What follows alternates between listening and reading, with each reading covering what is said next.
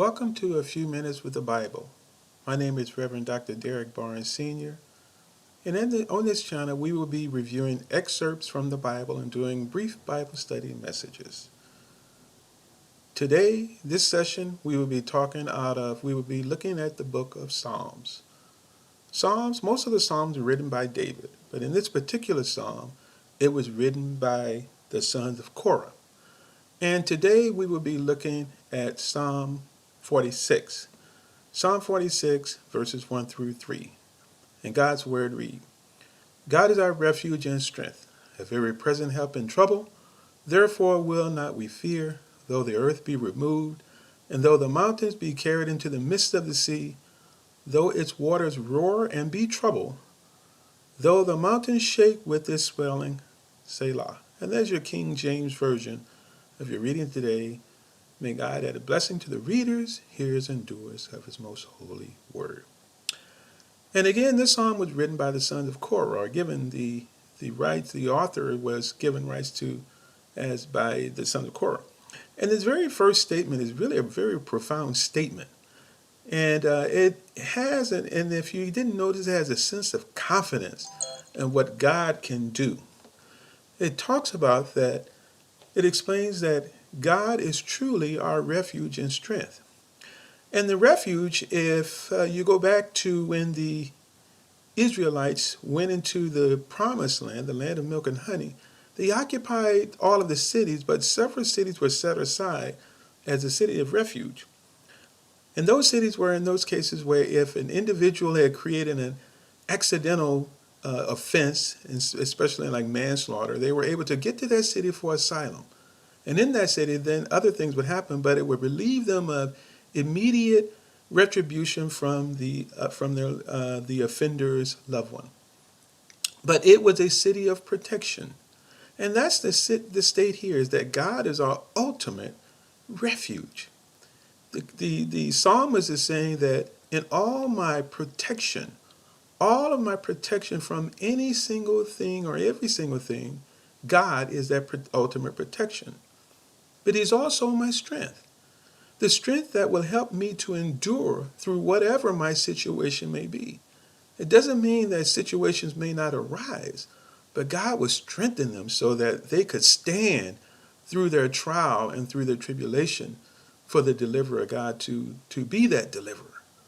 But God is that refuge and strength. And again, I sense a lot of confidence in that, because then the next part of that first verse, he says that he's my very present help in trouble. And the next verses 2 through 3, we're going to get a little bit more on some evidence of some things to support his confidential statement in verse 1. But in the second part of verse 1, he says, my very present help in trouble. And a very present help, it reminds me of the line that we say that God is an on-time God. And what it means is that God has never failed. He is that ultimate help, a complete help. And that's the one statement that God does not half do anything. And God does not do in a statement where he may bring us to a certain point and leave us halfway. But God takes things from the beginning to the end. And that's the one thing that we should have confidence in, is that God is going to fulfill that help need. Whatever that need may be, God is going to fulfill it. But God is our refuge and strength, a very present help in trouble. And 2 through 3, the psalmist goes through a litany of items about those things that God, no matter what the situation is, God can deliver it. And but at first he starts with saying, therefore will not we fear. And again, it's a confidential statement that's stating that I have nothing to fear. And then he goes through these whole list of items, though the earth be removed, though the mountains be carried into the midst of the sea, though its waters roar and be troubled, though its mountains shake with swelling. And in all of these things, there are very catastrophic events. And you can sense, you can read through this and you can see there's things like in earthquakes, tidal waves, tsunamis, things that are catastrophe, such a catastrophe that is almost apocalyptic in the type of statement that it represents. the earth be removed. But the psalmist is saying through all of these things, no matter what the situation is, even in the end of times, I would not fear anything, because he has confidence in God being his refuge and his strength. In all of his troubles, that God can take care of them, because we know that God is the one that fight our battles.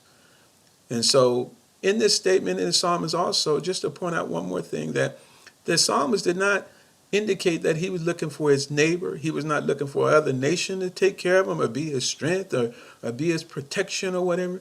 He was looking at God, because he knows that God is the one that is able to satisfy all of those needs, all of those protection, complete strength, and an on-time God at providing help when it is needed.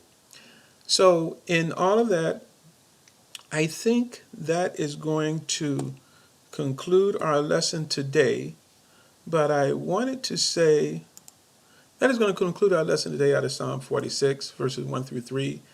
I want to thank you all for tuning in to this session.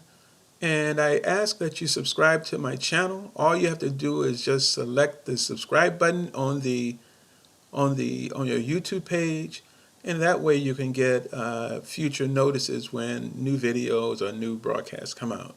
But again, I want to thank you all, and may God and continue to bless and keep you all. And may we all have that same confidence factor that the psalmist had, that God is our refuge and strength, and he is our very present help in all of our trouble, because he is such a great and awesome God. And may God continue to bless and keep you.